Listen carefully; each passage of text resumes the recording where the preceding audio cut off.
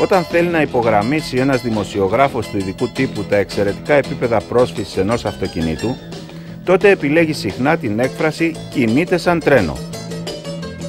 Αν περάσετε όμως κάποια στιγμή από τις στήλες του Ολυμπίου Διός, θα διαπιστώσετε ότι αρκετά αυτοκίνητα δεν πηγαίνουν σαν τρένο αλλά σαν τραμ.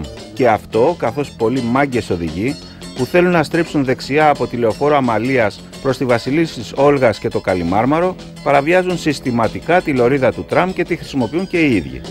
Τι κι αν υπάρχουν πινακίδες που απαγορεύουν την είσοδο των γιοταχή στη λωρίδα αποκλειστικής χρήσης από το τραμ, ο Έλληνας τις αγνοεί επιδεικτικά και μπουκάρει στο τμήμα του δρόμου με τις ράγες προκειμένου να γλιτώσει καμιά 20 μέτρα, λες και κουβαλά το γιοταχή του στην πλάτη του. Δεν πρόκειται μάλιστα για μεμονωμένες περιπτώσεις, αλλά για έναν μεγάλο αριθμό οδηγών που χρησιμοποιεί τη λωρίδα του τραμ γιατί απλά έτσι του αρέσει.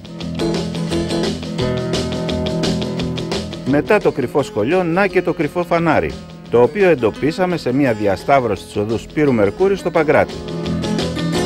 Όπως βλέπετε, το ένα φανάρι κυκλοφορίας καλύπτεται πλήρως από ένα μεγάλο περίπτερο και παραμένει αόρατο αν σταματήσεις πριν τη διάβαση των πεζών, όπως προβλέπεται και από τον κώδικα οδικής κυκλοφορίας.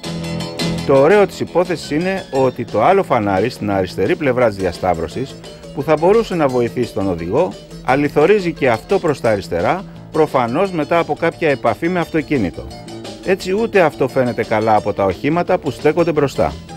Να επισημάνουμε επίσης ότι από τη συγκεκριμένη διασταύρωση περνούν πολύ συχνά περιπολικά της αστυνομίας, αφού βρίσκεται μερικές δεκάδες μέτρα από το τμήμα Παγκρατίου. Ενώ τίθεται και το υπαρξιακό ερώτημα. Τελικά ποιο τοποθετήθηκε πρώτο, το περίπτερο ή το φανάρι?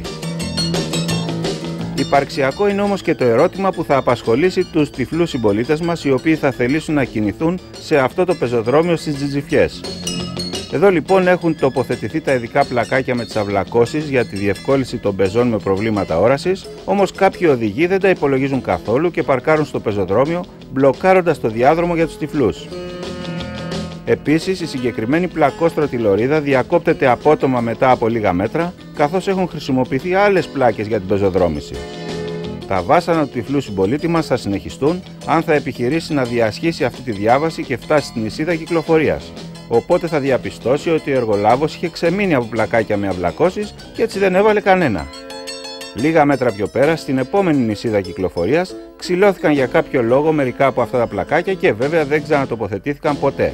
Ένα σατανικό σχέδιο για να αναπτύξουν οι Έλληνες τυφλοί την αίσθηση του προσανατολισμού.